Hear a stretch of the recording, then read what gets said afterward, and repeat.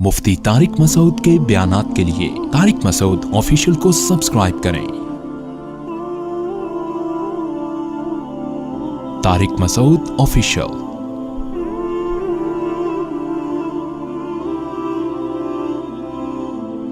कुरान मजीद दो चीज़ें बहुत ज़्यादा बयान करता है और इंसान को हौसला उन्हीं दो चीज़ों से मिलता है। अपना ईमान मजबूत करें, जन्नत पर भी और जहन्नम पर भी। देखो, यअलमून ज़ाहिरम मिनल हयाति दुनिया, अल्लाह फरमाते हैं ये लोग दुनिया के ज़ाहिर को देखते हैं। ये जो दुनिया का ज़ाहिर है, बार बार हम इन आयतों में पढ़ रहे हैं कि ये धोखा है, ये ऐसे है नहीं जैसा नजर आ रहा है। मरेंगे सब, खत्म हो जाएगा। कितनी बड़ी हकीकत है ये। एक मौत इस दुनिया पर भी आनी है और एक मौत हमारी जात पर भी आनी है। आज वो लंदन वाले भी नहीं आए? खैरियत तो है? अच्छा, 2 दिन से नहीं आ रहे, अल्लाह खैर करे। एक मौत हम पर भी आनी है और एक इस दुनिया पे भी आनी है। ये सब साइंसी तरक्की और खलाई सैयारे और मरीख और चांद पे पहुंचने वाली बातें बिल आखिर जमीन पे ढेर हो जाएंगी। तो तरक्की से तो आपको मना नहीं किया जा रहा, लेकिन बार बार बताया जा रहा है असल आखिरत है। इंसान मरने के बाद मर के ख़त्म नहीं होता, बहुत बड़ी ज़िंदगी उसके बाद शुरू होती है, जन्नत की सूरत में या जहन्नम की सूरत में। हमने फ़िरौन का वाक़या भी पढ़ा, हमने क़ारून का वाक़या भी पढ़ा, हमने मूसा अलैहिस्सलाम का वाक़या भी पढ़ा, कैसे अल्लाह ने फ़िरौन को आग में दाखिल किया है। अब आप मुझे एक बात बताओ, जिन लोगों का आखिरत पे यकीन नहीं है, उनकी नज़र में फ़िरौन लाखों बच्चों का कत्ल करके भी उसको कोई नुकसान नहीं हुआ। ज़्यादा समंदर में पानी में गर्क हो गया, वो तो नहीं भी हुआ होता तो अब तक तो वैसे ही मर चुका होता। लेकिन अल्लाह कह रहा है ऐसा नहीं है, ऐसा नहीं है। अन्नारु युरदून अलैहा गुदुव्वन व अशिया, आग है जिसमें वो सुबह शाम जलाया जाता है। तो इन रातों में अल्लाह से रात को उठ के बार बार आग से पनाह मांगे। आगे बड़ी सख्त जिंदगी शुरू होने वाली है और एक तरफ अल्लाह की बहुत खूबसूरत जन्नत है, बहुत खूबसूरत जन्नत। मुझे किसी ने बताया कि मुझे ख्वाब में जन्नत दिखाई गई, कल की बात है। तो जो बताने वाले बता रहे थे कि इतनी खूबसूरत जन्नत, इतनी खूबसूरत, दिल ही नहीं कर रहा था उठने का ना कि आँख खुल जाए।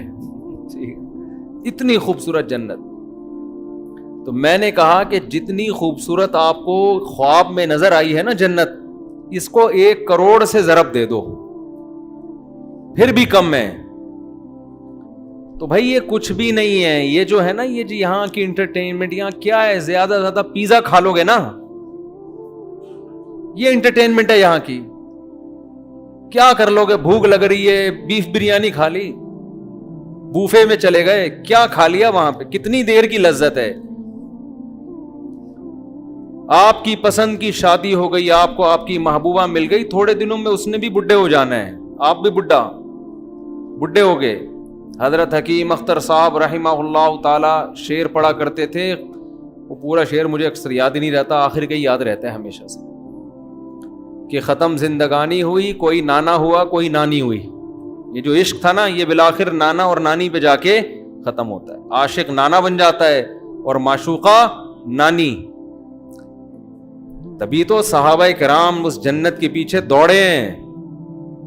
ग़ज़वा उहद में सहाबी, घुमसान की जंग है, खजूर खा रहे हैं। फिर कहने लगे ये खजूर ख़त्म होने का ज़माना तो बहुत तवील है और जन्नत मेरे बिल्कुल सामने, इतना सब्र नहीं होता मुझसे। वकअय्यिम मिन नबिय्यिन क़ातल मअहू रिब्बियून कसीर, कुरान कह रहा है कितने ही पैगंबरों के साथ अल्लाह वालों ने मिलके जंगें लड़ी हैं। हालांकि ये कमजोर थे, कम थे, लेकिन इस बेस पे लड़ी हैं, शहादत मिलेगी और अल्लाह हमें जन्नत में दाखिल करेगा। اور پھر اللہ نے ان کو فتوحات دی ہیں.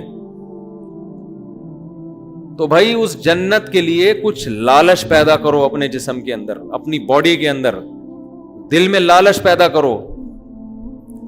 اگر آپ کو جنت کا شوق نہیں ہے, خوب سمجھ لو, پھر اللہ کو بھی آپ کو جنت دینے کا بالکل بھی شوق نہیں ہے. ہمارے حضرت ایک بات فرمایا کرتے تھے کہ یہ جو لوگ کہتے ہیں نا کہ اللہ کو ہم سے بہت محبت ہے, فرمایا اتنی ہی ہے جتنی آپ کو ہے اللہ سے. ہاں آپ کم کریں گے اللہ زیادہ کر دے گا, لیکن اگر آپ کو نہیں ہے تو اس خوش فہمی میں نہ رہیں کہ اللہ کو پھر آپ سے محبت ہے, وہ مستغنی ہے. تو آپ کے دل میں اگر جنت کی لالچ نہیں ہے, شوق نہیں ہے, تو پھر اللہ کو بھی آپ کو جنت دینے کا کوئی شوق نہیں ہے. تو اللہ نے یہ حسین جنت جس کا بار بار آج بھی تذکرہ آیا, کتنی جگہ قرآن میں, یدخلہم جنات تجری من تحتی, یہ تو آپ لوگ کو عربی نہیں آتی پھر بھی سمجھ میں آتا ہوگا نا, تجری من تحتھا الانہار, تجری من تحتھا الانہار, تجری من تحتھا الانہار. کتنی دفعہ یہ آیات آتی ہیں. میرا پنجاب کا سفر تھا, وہاں لندن سے ایک صاحب آئے ہوئے تھے, مجھے کہنے لگے مفتی صاحب یہ جو اللہ بار بار کہتا ہے نا کہ اس ایسے باغات دوں گا جن کے نیچے نہریں بہتی, حالانکہ دنیا دار سے آدمی تھے, وہ کوئی مولانا ٹائپ کے نہیں تھے. کہتے ہیں میرا دل مچل جاتا ہے جب میں یہ آیتیں سنتا ہوں, میرا دل چاہتا ہے کہ یہ مجھے مل جائے. ایسے دل سے کہہ رہے تھے نا کہ بعض دفعہ انسان ایسے دل کی کیفیت سے کوئی بات کہتا ہے کہ لگتا ہے کہ یہ زبان سے نہیں بلکہ دل سے کہہ رہا ہے. اس کی واقعی یہ کیفیات بن رہی ہیں. مجھے ان کا جملہ بڑا اچھا لگا, کہہ رہے ہیں یار بار بار اللہ جب بھی جنت کہتے ہیں باغ کو, اور صرف باغ کو نہیں کہتے, گھنے باغات کو کہتے ہیں. بار بار قرآن کہہ رہے ہیں یار تھوڑا سا تو سوچ لو, کچھ تو حقیقت ہوگی نا. یہ اللہ الحم سے لے کے والناس تک ہزاروں سینکڑوں بار جنت کا تذکرہ ویسے ہی کر رہے, دینی وینی نہیں ہے ویسے ہی. تو اگر یہ ویسے ہی کر رہا ہے پھر تو پورا قرآن غلط ہے, پھر تو اسلام غلط ہے, پھر تو اللہ کی باتیں غلط ہیں. اور اگر اللہ کہہ رہا ہے لیکن ایک بار نہیں, ہر تھوڑی دیر میں آیت آئے گی, اللہ ان کو جنت میں داخل کرے گا جن کے نیچے نہریں بہتی, اللہ ان کو جنت میں داخل کرے گا جن کے نیچے نہریں بہتی ہیں. تو دل نہیں چاہتا ایک شخص آپ کو آ کے کہے, آفر دے کہ یار تو یہ کام کر لے, میں تجھے ہر مہینے اتنے پیسے دیا کروں گا. ایک بار کہے, دو بار کہے, تین بار, تو مجھے 20,000 روپے دے دے, میں تجھے ہر مہینے 3 لاکھ روپے دوں گا. ایک دفعہ کہے گا, 2 دفعہ کہے گا, 3 دفعہ کہے گا, 4 دفعہ, 5ویں 6ٹھی 7ویں 8ویں 9ویں 10ویں 11ویں دفعہ میں تو آپ کے کان کھڑے ہوں گے نا, یار کہیں صحیح تو نہیں کہہ رہا. یہ آپ تحقیق شروع کر دو گے, یار اگر یہ سچ کہہ رہا ہے تو 20,000 میں 3 لاکھ مل رہے ہیں, تو کون پاگل ہے جو نہیں دے گا. تو بھائی اللہ کہہ رہا ہے, وہ آدمی تو پھر بھی جھوٹا ہو سکتا ہے. اللہ بار بار کہہ رہا ہے, یہ میں صرف قرآن میں نہیں کہہ رہا, قل ما کنت بدعا من الرسل, اے نبی ان سے کہہ دیجئے میں نیا نبی نہیں ہوں کوئی کہ میں اس کائنات میں پہلا بندہ پیدا ہوا ہوں جو جنت کی باتیں کر رہا ہوں. میں پہلا تھوڑی ہوں, مجھ سے پہلے موسیٰ یہ باتیں کر کے گئے ہیں, داؤد یہ باتیں کر کے گئے ہیں, سلیمان یہ باتیں کر کے گئے ہیں, عیسیٰ نے بھی یہی کہا. آج تورات اور انجیل اٹھا کے دیکھو, اتنی تحریف ہو گئی, جنت کا وہی نقشہ نظر آئے گا جو قرآن بیان کر رہا ہے, اس میں تحریف نہیں ہوئی ہے. جہنم کا وہی نقشہ بیان تورات بھی بیان کرے گی جو قرآن بیان کر رہا ہے. قرآن کہہ رہا ہے قل ما کنت بدعا من الرسل, اے نبی ان سے کہہ دیجئے میں کوئی نیا پیغمبر نہیں ہوں, مجھ سے پہلے سارے پیغمبر یہی باتیں کر کے گئے ہیں, تو کیوں ایمان نہیں لے کر آتے اللہ کی باتوں پر. آپ کہو گے کہ اللہ تو دکھا کیوں نہیں دیتا ایک دفعہ ہمیں. بہت مشکل ہے بات سمجھانا میرے بھائی. آپ کے دل میں یہ بات آ رہی ہوگی اللہ ذرا سی جھلک دکھا دے. چلو میں آپ سے کہتا ہوں تھوڑی دیر کے لیے فرض کر لو اللہ ذرا سا جنت سے پردہ ہٹا دے, اللہ بتا دے کہ یہ الفلاحیہ مسجد کے گیٹ ہے نا, اس کے پیچھے میں نے تھوڑی دیر کے لیے جنت سجا دی, ذرا جھانک کے دیکھ لو. اور ہم نے جھانک کے دیکھا تو ہمیں کیا نظر آیا, ہمیں ایک عظیم دنیا نظر آئی.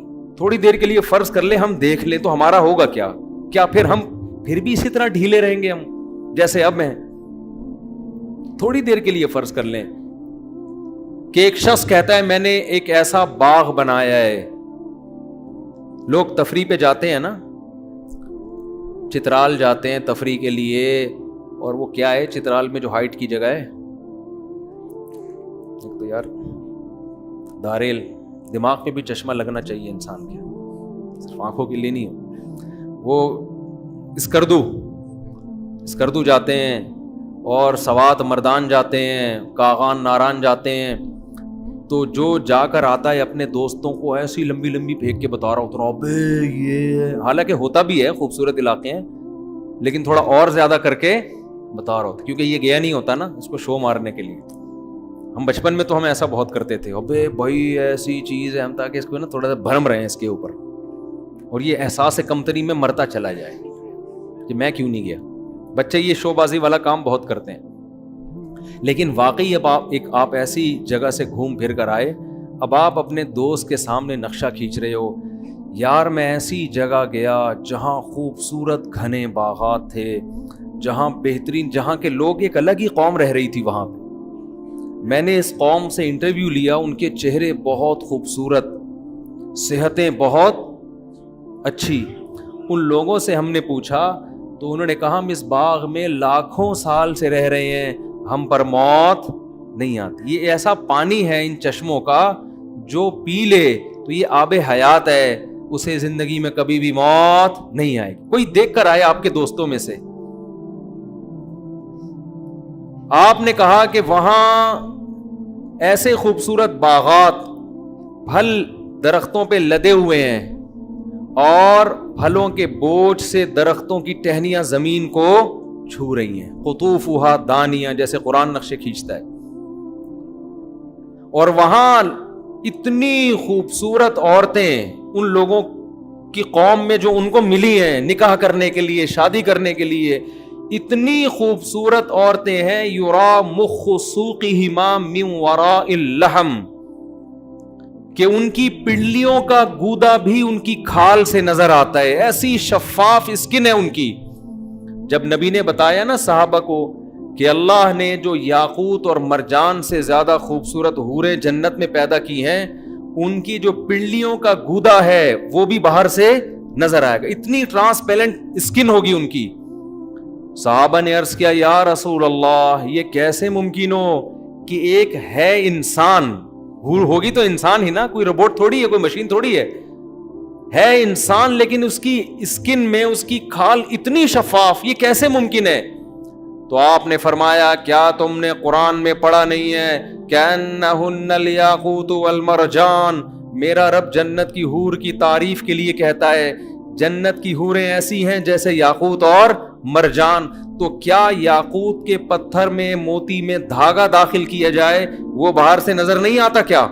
حالانکہ کتنا ہارڈ ہوتا ہے, کتنا سخت ہوتا ہے, اس کے باوجود بھی وہ باہر سے نظر آتا ہے. تو یہ تو دنیا میں اللہ نے ایسی حسین چیزیں, ایسے پتھر پیدا کیے ہوئے ہیں جو اتنے شفاف ہوتے ہیں کہ آپ ان کے اندر ان کا دھاگا نظر آ رہا ہوتا ہے. تو جنت کی حور تو جنت کی حور ہے, یہ تو دنیا میں اس کی مثالیں ملتی ہیں.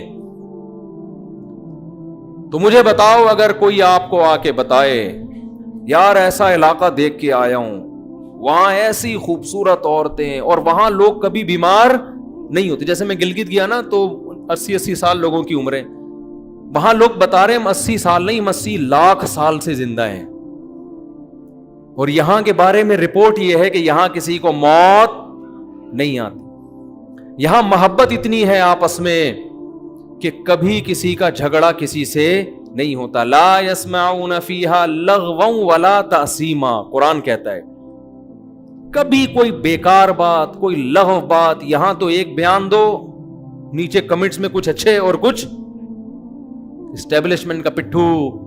اب اسٹیبلشمنٹ کے تانے کیوں دے رہے ہو؟ اب تو اسٹیبلشمنٹ اس کے خلاف ہے بھائی. ہمیں کہتے تھے نا اسٹیبلشمنٹ کے پٹھو ہیں, یہ حکومت کے پٹھو ہیں. اب تو حکومت بھی گئی, اسٹیبلشمنٹ بھی آپ کے ساتھ ہے. اب اگر میں حمایت کر رہا ہوں تو کم از کم اب تو یہ نہ بولو نا کہ اسٹیبلشمنٹ کے پٹھو ہیں. تو آدمی کی کھوپڑی گھومتی ہے نا کہ یار تم کیا کر رہے ہو, کچھ بولنے ہی نہیں دیتے. آپ تبصرہ کرو لیکن غلط بےہودہ الزام تو نہ لگاؤ نا ہمارے اوپر. تو یہاں آدمی کی کھوپڑی گھومتی رہتی ہے اور پتلا ہوتا رہتا ہے. آج مجھے کوئی کہہ رہا تھا آپ اتنے باریک ہوتے جا رہے ہیں.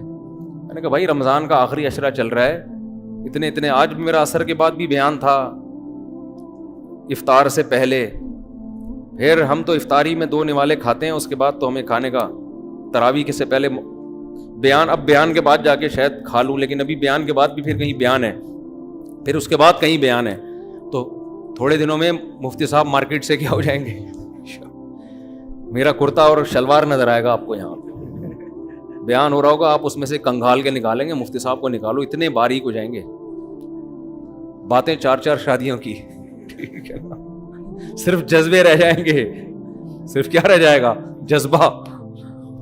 تو ابھی میں سوچ رہا ہوں عید کا چاند نظر آ کے تھوڑی ریکوری ہوگی انشاءاللہ, بیلنس ڈلوائیں گے نا اپنے اندر, ابھی تو بیلنس سارا آہستہ آہستہ کیا ہو رہا ہے, ختم ہو رہا ہے, تو بیلنس عید کے بعد تھوڑا ناغے کریں گے بیانات کے, ہو سکتا ہے کہیں آؤٹنگ پہ نکل جائیں, کہیں کھا پی لیں جا کے کہیں کچھ, تو لیکن آدمی ہلکا پھلکا ہی اچھا لگتا ہے, جتنا دبلا ہوتا ہے نا آدمی, دیکھنے میں کمزور لگ رہا ہوتا ہے, حقیقت میں وہ اور صحیح ہو رہا ہوتا ہے. میرے تو رمضان میں زیادہ صحیح رہتا ہے آدمی, جتنا کم کھاؤ, روٹی تو کھاؤ ہی نہیں رمضان میں, لیمن کا جوس پیتے رہو بیٹھ کے, اس پہ فٹ رہو گے, اس پہ سیٹ ہو جاؤ, ایسا فٹ فاٹ ہو جاتا ہے نا آدمی, ہلکا پھلکا, صحت ٹائٹ ہو جاتی ہے. خیر, تو میں آپ سے عرض کر رہا تھا کہ یہاں ہم الٹی باتیں سنتے رہتے ہیں, دماغ پکتا رہتا ہے, ٹینشن میں جاتے رہتے ہیں. قرآن کہتا ہے لا یسمعون فیہا لغوا ولا تاثیما, کوئی لغو بات, کوئی ایسی بات کبھی سننے کو نہیں ملے گی جسے سن کے آپ کی کھوپڑی گھوم جائے کہ یار تیرا کیا بولا, دل کر رہا ہے تیرے رکھ کے ایک چماٹ لگاؤں. یہ ہوتا ہے نا یہاں پہ, سب محبت کی باتیں. جب ملیں گے سلام کے ساتھ ملاقات, وآخر دعواہم الحمد للہ رب العالمین, جب رخصت ہوں گے تمام تعریفیں اس اللہ کے لیے, منہ سے اچھی بات نکالیں گے لوگ, محبت ہوگی آپس میں, بازار لگیں گے, مارکیٹیں لگیں گی, خرید و فروخت کا اپنا انسان کا ایک نشہ ہے شاپنگ کرنے کا, چہرے رونق ہو جائیں گے. اب بتاؤ کوئی ایسی جگہ دیکھ کر آئے اور کوئی نقشہ کھینچے کہ یار میں ایسی جگہ دیکھ کر آیا ہوں جہاں ایسی خوبصورت عورتیں اور ایسے خوبصورت محلات ہیں, بے جوڑ موتی کے محلات, غرف مبنیۃ, اللہ کہتے ہیں بالا خانے ہوں گے جنت میں. بالا خانے کسے کہتے ہیں؟ گھر کے اوپر گھر, گھر کے اوپر گھر. علی سرر متقابلین, مجلسیں کیسے لگیں گی؟ تختوں پہ, شاہی تختوں پہ گاؤ تکیے لگا کر بیٹھے ہوں گے بارونق چہروں کے ساتھ. اور اللہ نے کیا تعریف کی, کأنہن بیغ مکنون, فرمائے تمہیں جو عورتیں وہاں ملیں گی جن سے تمہارا نکاح ہوگا, بیغ مکنون, ان کے حسن کی اللہ کیسے مختلف انداز سے تعبیر کرتا ہے. کہیں اللہ کہتا ہے قاصرات الطرف عین, ایسی حیا, یہاں تو آپ بیگم سے اونچی آواز سے بات کریں, آگے سے اس سے زیادہ اسپیڈ سے جواب پارسل ہوگا.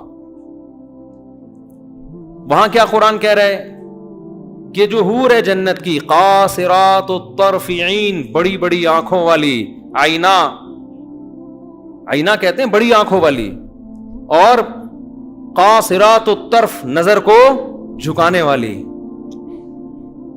اور قرآن کیا کہتا ہے, حور کسے کہتے ہیں عربی میں؟ حور کہتے ہیں سفید رنگت والی, حورا کہتے ہیں, اس کی جمع حور آتی ہے. اس کی آنکھوں کی سفیدی انتہائی سفید, اور اس کی جو آنکھوں کی سیاہی ہے, جو پتلی ہے, وہ انتہائی سیاہ. کیسے اللہ تعالیٰ اس کے حسن کا نقشہ کھینچتے ہیں. اور قرآن کیا کہتا ہے, ایسی شفاف, کأنہن بیض مکنون, جیسے چھپائے ہوئے انڈے ہوتے ہیں نا, پرندہ گھونسلے میں انڈے دے کے اس پہ گھاس ڈال دیتا ہے کہ اس پہ گرد و غبار نہ آئے. تو اللہ کہتے ہیں میں نے ایسے ہی ان حوروں کو جنت کے مشک و عنبر کی مٹی سے بنا کے خیموں میں محفوظ کر دیا ہے.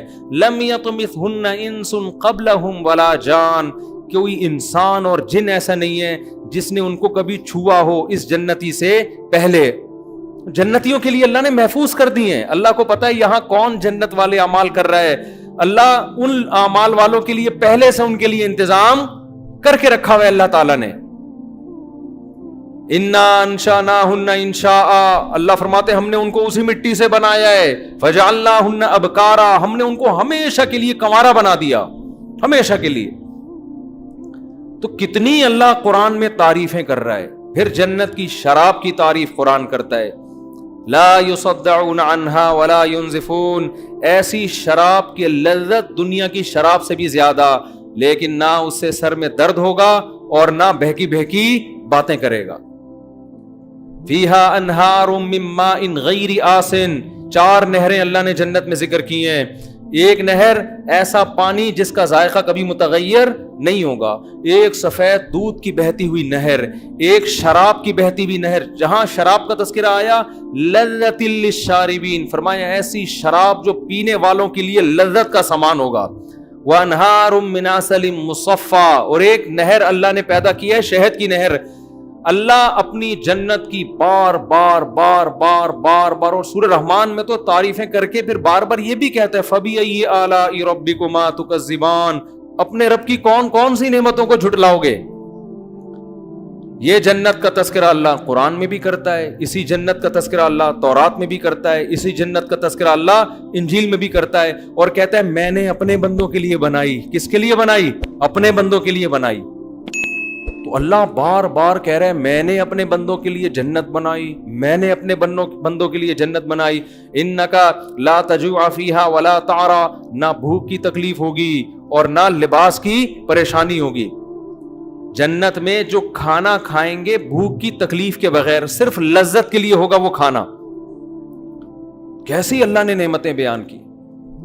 وَلَحْمِ طَيْرٍ مِّمَّا يَشْتَهُونَ، جس پرندے کا گوشت کھانے کا دل چاہے گا وہ کھاؤ گے. سورہ دہر اٹھا کے دیکھیں، اللہ فرماتے ہیں اِذَا رَأَيْتَهُمْ حَسِبْتَهُمْ لُؤْلُؤًا مَّنْثُورًا، خوبصورت بچے خدمت کے لیے، اتنی بڑی تعداد میں آپ کی خدمت کے لیے، حالانکہ وہاں خدمت کی ضرورت نہیں ہے، لیکن اللہ نے آپ کی انٹرٹینمنٹ کے لیے کہ انسان کو نا مزہ آتا ہے کسی سے خدمت لیتے ہوئے، آرڈر چلاتے ہوئے، ابے یہ لے آ جا کے. آپ نے دیکھا نا وہ مکینک کیسے کام لیتے، چھوٹے پانا لے کر آ، چل چھوٹے وہاں سے ٹائر اٹھا کے لا. وہ چھوٹا گنجا ہوتا ہے، اس کے چپت بھی پڑتی رہتی ہے سر پہ اور اس کو ٹنڈ بھی کروا کے رکھتے ہیں. اکثر میں نے دیکھا ہے وہ بچے جو کام کر رہے ہیں نا وہ گنجے ہوتے ہیں، ان کو میں کہتا ہوں بال تو رکھو، کم از کم چپت لگے گی، تھوڑی تکلیف کم ہوگی اس سے. یہ انسان کی ہے کہ بھئی وہ چودراہٹ چاہتا ہے. تو قرآن کہتا ہے ایسے پیارے خوبصورت بچے خدمت کے لیے ان کا قرآن نے نقشہ کھینچا ہے. اذا رأیتہم حسبتہم لؤلؤا منثورا، جب تم ان کو دیکھو گے ایسے لگے گا موتی ہیں بکھرے ہوئے. جیسے تسبیح خوبصورت دانوں والی ٹوٹتی ہے اور کیسے موتی بکھر جاتے ہیں، ایسے وہ خوبصورت بچے جنت کے اندر بکھرے ہوئے ہوں گے. ایک روایت میں آتا ہے جو جنت اپنی آنکھوں سے دیکھ لے اس کو دنیا جہنم لگے گی. یہ جو دنیا ہم جہاں بیٹھے ہوئے ہیں نا، جیسے جو لوگ امریکہ یورپ سے آتے ہیں نا، کراچی آتے ہیں، گلی میں آتے ہیں. کل ایک صاحب مجھے کہنے لگے کہ میں کینیڈا جا رہا ہوں، 5 سال بعد میرا ارادہ ہے واپس پھر یہیں اسٹے کروں گا، میں بس 5 سال میں اتنا کما لوں گا پھر یہیں آؤں گا. میں نے کہا 5 سال کے بعد آپ یہاں آؤ گے مگر آپ کا یہاں دل نہیں لگے گا، کیونکہ آپ نے کینیڈا دیکھ لیا ہوگا، آپ کو یہاں گٹر کے ڈھکن ہضم ہی نہیں ہوں گے آپ کو یہاں، پھر یہاں ٹریفک، پھر گاڑیاں. تو میں نے کہا یا تو جاؤ نہیں، اسی گندگی میں گزارا کرو، کیونکہ اس گندگی میں بہت سی اچھائیاں بھی ہیں، مذہب محفوظ ہے یہاں پہ، سستائی ہے وغیرہ وغیرہ. بھی میں اس ٹاپک پہ نہیں جاتا، بہت سی خوبیاں ہیں. تو یہ گٹر کے ڈھکن وکن برداشت کر لو، آپ کا امیون سسٹم اتنا اچھا ہو جائے گا یہاں پہ رہ کے کہ کسی دن گٹر میں گر بھی گئے نا تو اگلے گٹر سے نکلو گے زندہ سلامت. ایسا سسٹم ہو جاتا ہے یہاں پہ، وہاں سے نکلنا بھی ضروری نہیں ہے. اگر آپ چلتے چلتے اگلے ڈھکن اور اگلے سے نکل جاؤ گے کیونکہ ڈھکن وہاں بھی نہیں ہوگا، یعنی یہ بھی ٹینشن نہیں ہے کہ میں یہاں سے آگے چلا گیا، پیچھے سے پانی کا پریشر آیا، نکلوں گا کہاں سے، کوئی بات نہیں، اگلے ڈھکن سے نکل جاؤ آپ. تو روایت میں آتا ہے کہ کوئی یہاں آ کے کوئی جنت میں یہاں آ کے دیکھ لے نا تو اسے یہ کیا لگے گی دنیا جہنم. تو اللہ اتنی تعریفیں کر رہا ہے. ان للمتقین مفازا، جو لوگ پرہیزگار ہیں، گناہوں سے بچتے ہیں، انٹرنیٹ پر بیہودہ فلمیں نہیں دیکھتے، اگر کبھی غلطی ہو رب کو منا کے رو کے منا کے توبہ کرتے ہیں، نظر کی حفاظت کرتے ہیں، یغضوا من ابصارہم، سود نہیں کھاتے، کسی کی غیبت نہیں کرتے، کسی پر بہتان نہیں لگاتے. بہتان میں یہ بھی ہے سیاسی اختلافات میں مخالف پر بے جا الزامات لگانا، یہ بھی بہتان تراشی میں داخل ہے. آپ کسی سیاسی جماعت میں بغیر دلیل کے اپنے لیڈر کے کہنے پہ دوسرے کے لیڈر کو برا کہنا شروع کر دیں.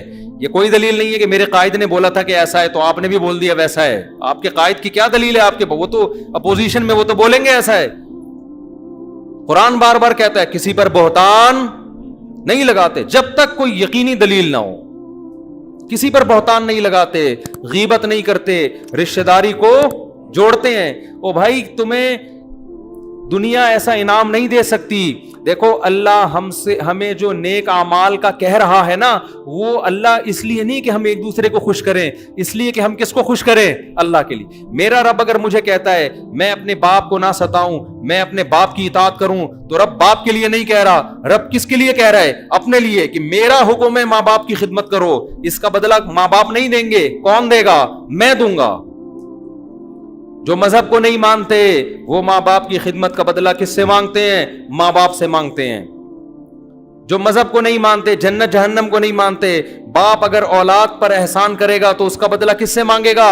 اولاد سے. وہ اللہ سے بدلہ نہیں مانگے گا. جو مذہب کو نہیں مانتے وہ غریب پر احسان کریں گے تو اس کا احسان کا بدلہ کس سے مانگیں گے؟ غریب سے. گوروں نے کتاب لکھی ہے کہ دنیا میں جو بھی اچھا کام کرتا ہے اس کا حق ہے کہ اس کو دنیا میں پیسوں کی صورت میں بدلہ دیا جائے. یہ گورے کہتے ہیں ہر شخص کو اس کا کوئی بھی کچھ بھی کر رہا ہو اس کی قیمت ہوتی ہے. تبھی آپ دیکھیں بہت سے موٹیویشنل اسپیکر ہیں, یہ فری میں کہیں 5 منٹ بھی بیان نہیں دیں گے جا کے, ہر بیان کے ان کی قیمت ہوتی ہے. وہ کہتے ہیں ہم جب آپ کی خدمت کر رہے ہیں تو ہمیں اس کے بدلے میں کیا مل رہا ہے؟ ہمارے ریٹ ہیں 1 گھنٹے کے اتنے, آدھے گھنٹے کے اتنے پائیں, کبھی فری میں بھی تو کر دیا کریں نا بات. لیکن اگر آپ آخرت کے لیے کام کر رہے ہو جیسے ہمارے اکثر علماء کرتے ہیں تو ان کے بیانات کی کوئی قیمت نہیں ہوتی. مجھے لوگ سمجھتے ہیں کہ جو ہم یہاں پورا تراویح میں بیٹھ کے بیان کر رہے ہیں نا, اس کے ہمیں پیسے مل رہے ہیں, پیسے مل رہے ہیں. یا ہم کہیں دنیا میں باہر ملکوں میں بیان کے لیے جاتے ہیں تو ہمیں 5 روپے بھی نہیں ملتے. ہمیں کوئی ہدیہ تو کوئی بھی کسی کو کسی بھی ٹائم پہ دے دے, اس پہ تو منع نہیں کیا جا سکتا کسی کو. انگریز نہیں کرتا یہ کام. آپ نے کبھی انگریزوں کو دیکھا 1-1 گھنٹے کے لیکچر فری پھوکٹ میں دے رہے ہوں؟ کبھی سنا آپ نے؟ بولو نا کیا ہو گیا؟ کبھی بھی نہیں سنا. اور اسلام اسی وجہ سے زندہ ہے, اسی وجہ سے اسلام زندہ ہے آج. عیسائی مشنریاں جو محنت کر رہی ہیں, ہر مشنری کو اس کا پیسہ, ہر کارکن کو پیسہ ملتا ہے جو بھی ان مشنریوں میں. تبلیغی جماعت پوری دنیا میں گھومتی ہے, ساؤتھ افریقہ کے جنگلوں میں بھی, اپنی جان, اپنا مال, اپنا وقت. آپ ایک کمپنی کو بتا دیں کہ آج جتنا کمپنی میں کام ہوگا اس دن کی تنخواہ آپ کو نہیں ملے گی. ایک بندہ کمپنی میں جا کے دکھا دیں میرا نام بدل دیں آپ. لیکن تبلیغی جماعت میں ایک مینیجر ہوتا ہے جس کو امیر کہتے ہیں, وہ مینیجر ہے, اس کے ماتحت 10-15 افراد ہوتے ہیں. پورے سال جماعت کو لے کے چلتا ہے وہ, پورے سال 1 روپیہ بھی اس کا نہیں لیتا, 1 روپیہ بھی. اپنا پیسہ ان پہ خرچ کر رہا ہے الٹا. پورے سال جماعت کو سردی, گرمی, خزاں, بہار کے موسم میں, پہاڑوں میں, پتھروں میں, گاؤں میں, دیہاتوں میں, ایسی جگہ جماعتوں کو لے کے جائے گا. واش روم میں ٹوٹے ہوئے لوٹے, ٹوٹے ہوئے واش روم, بڑے بڑے امیر گھرانوں کے لوگ, آرمی کے بریگیڈیئر کرنل جیسے لوگ اس کے ماتحت ہوتے ہیں امیر کے. اور وہ امیر وہ 5ویں پاس بھی نہیں ہوتا. کیسے بہترین نظام کے تحت پوری سال جماعت کو گھما کے واپس لے آتا ہے. جب واپس آتا ہے تو کوئی ہار پھول لے کے استقبال کے لیے کھڑا نہیں ہوتا کہ اللہ کی راہ میں سال لگا کے آیا ہے. یہ کہاں سے, یہ کیوں ہو رہا ہے بھائی؟ یہ کوئی دنیا میں تصور کر سکتا, کوئی گورا انگریز تصور کر سکتا ہے اس کا؟ یار نہیں سمجھ میں آ رہی نا تو مجھے غصہ نہیں دلایا کرو تم لوگ, یوں کر دیا کرو ہاں نہ کچھ منہ ہلایا کرو. میں تو کب سے بیان کر رہا ہوں, میں عصر کے بعد میں میرا گلا بیٹھا ہوا, پھر تراویح پڑھائی میں نے, اور افطاری میں نے ایک ان سے بولا تھا, کسی سے, ان سے تو نہیں بولے گا مجھ سے, کسی سے میں نے بولا تھا کہ نیمبو کا شربت پلا دو اللہ کا واسطہ. وہ بغیر چینی کے نیمبو ڈال کے لے آیا. اس میں افطاری میں طاقت آتی ہے لیمن کا شربت پینے سے, یا آپ تجربہ کر کے دیکھیں. نیمبو نچوڑیں, وٹامن سی ملتا ہے, ایک انرجی آتی ہے, پھر کچھ بھی نہ کھائے آدمی پھر طاقت آ جاتی. نہیں تو آپ اگر افطاری میں بیٹھ کے روٹیاں پھوڑنا شروع کر دو پھر تو ٹن کھاؤ ٹن, یا کسی کام کا نہیں رہتا آدمی. تو افطاری میں ہم لیمن کا شربت لازمی کوشش کرتے ہیں, اسے بڑی انرجی ملتی ہے. روح افزا اور یہ سب چیزوں کے بغیر بس سادہ لیمو اور چینی ملائی پی گئے, تو وہ بھی نہیں ملا آج تو ہمیں. گھنٹہ انتظار کروایا, پھر لیمو لا کے رکھ دیا. ابے میں نے کہا یہ کیا گلا خراب کروائے گا اتنا کھٹا. تو جب میں اتنے جوش سے بات کر رہا ہوں تو تھوڑا آپ بھی, اب یہ رمضان تو گزر رہا ہے نا, آپ پورے سال تھوڑی پکڑائی میں آؤ گے. پورے سال تو مارکیٹ سے آپ نے ہونا ہے شارٹ, اور اس کے بعد ایک دن موت کا وقت میرا بھی آئے گا اور میرے بھائی آپ کا بھی ہے. ہم افسوس کر رہے ہوں گے, میں بھی افسوس, اللہ بچائے ایسے وقت میں افسوس سے. ہمیں اللہ کرے کچھ ایسا کر لیں کہ اس وقت میں ہم خوش ہوں. ہمارے حضرت کے والد صاحب کا جب انتقال ہونے لگا خوش تھے, وہ خوش تھے, بہت زور زور سے اشعار پڑھ رہے تھے اللہ کی محبت میں کہ اللہ سے ملاقات ہونے والی ہے. جس آدمی نے زندگی میں قربانیاں دی ہوں موت بڑی اچھی ہوتی ہے اس کی, خوش خوش دنیا سے جاتا ہے. اور جس آدمی نے زندگی میں برائیاں کی ہوں موت بڑی بھیانک ہوتی ہے اس کی, وہ کبھی بھی دنیا سے خوش نہیں جا رہا, افسوس کر رہا ہوتا ہے کہ میں کیوں, میری عیاشی ختم ہو رہی ہے. تو اس لیے تھوڑا سا جوش دکھا لیں. ویسے بھی یہ سارا سلسلہ بھی 1 سال تک کے لیے, پھر اتوار کو ہمارا بیان ہوا کرے گا, وہ تو الگ موضوعات ہوتے ہیں. تو میرے بھائی مجھے ایک بات بتاؤ کہ اتنی اللہ جنت کی باتیں کر رہا ہے, اللہ کہتا ہے, میں بات کیا چل رہی تھی, ہاں, تو یہ موٹیویشن تبلیغ جماعت کو کہاں سے ملتی ہے بھائی؟ یہ اس لیے کہ کس کے لیے کر رہے ہیں, اللہ کے لیے. اس کا بدلہ کون دے گا؟ اللہ. تو میں اپنے باپ کی اگر خدمت کرتا ہوں کس کے لیے؟ اللہ کے لیے. ماں کی خدمت کرتا ہوں کس کے لیے؟ اللہ کے لیے. میں اگر رشتہ دار, میں سے مراد ہم سب, میں اگر رشتہ داری جوڑتا ہوں کس کے لیے؟ اللہ کے لیے. ہمیں کسی سے کوئی غرض نہیں ہے, ہم اللہ کے لیے کریں گے جو کریں گے. اپنا مال خرچ کرو ان پہ, اپنی جان خرچ کرو لوگوں پہ, اس کا نتیجہ کیا نکلے گا؟ اللہ قرآن میں آپ کو تسلیاں دے رہا ہے, اور اللہ کہہ رہا ہے کہ میں صرف قرآن میں تسلیاں نہیں دے رہا, جو میرے لیے قربانیاں دے گا نا, تتنزل علیہم الملائکہ, اس کے دل پہ فرشتے نازل ہو کے بھی اس کو تسلیاں دیں گے. اللہ تخافوا ولا تحزنوا, خوف مت کرو, غم نہ کرو. اللہ تخافوا ولا تحزنوا وابشروا بالجنۃ التي كنتم توعدون, خوشخبری قبول کرو اس جنت کی جس کا اللہ نے تم سے وعدہ کیا. ان قریب, ان قریب, بہت جلد, بہت جلد, دیر نہیں ہے, بہت جلد اللہ تمہاری ساری پریشانیاں دور کر دے گا. ہمارے نبی صلی اللہ علیہ وسلم کا جب آخری وقت تھا, آپ کو بہت شدید بخار تھا اور آپ بہت شدید تکلیف میں تھے. حضرت فاطمہ رضی اللہ تعالی عنہا بیٹھی ہوئی غمزدہ اور کہہ رہی واہ کربا ابتا, ہائے میرے باپ کی تکلیف. بیٹی, اور وہ بھی حضرت فاطمہ جیسی, تو ان پہ کیا گزر رہی ہوگی اپنے والد کو جب اس تکلیف میں دیکھا ہوگا. کہہ رہی ہوں ہائے میرے والد کا درد. تو نبی نے کیا تسلی دی؟ لا کربا علی ابیکا بعد الیوم, اے فاطمہ آج کے بعد تیرے باپ پر کبھی کوئی غم نہیں آئے گا. یہ اللہ کی طرف سے آخری آزمائش. کیسے کتنی پریشانیوں میں ہمارے نبی نے وقت گزارا نا, ساری کوئی ہدف بنایا ہمارے نبی نے کہ میرا ایک بنگلہ ہوگا, میرا ایک ویژن ہے, میں ایک بزنس کروں گا, میں کاروبار کو ترقی دوں گا, اور میں پھر جو ہے یار میں سیاست میں آؤں گا. کوئی ہدف بنایا نبی نے؟ ایک ہدف کہ میں نے کس کو راضی کرنا ہے؟ اللہ کو. اس کو راضی کرنے کے لیے میرے اللہ نے میرے ذمے جو کام لگایا ہے میں نے اس کو فوکس کرنا ہے. بس آپ کی پوری محنت اسی ویژن پر تھی.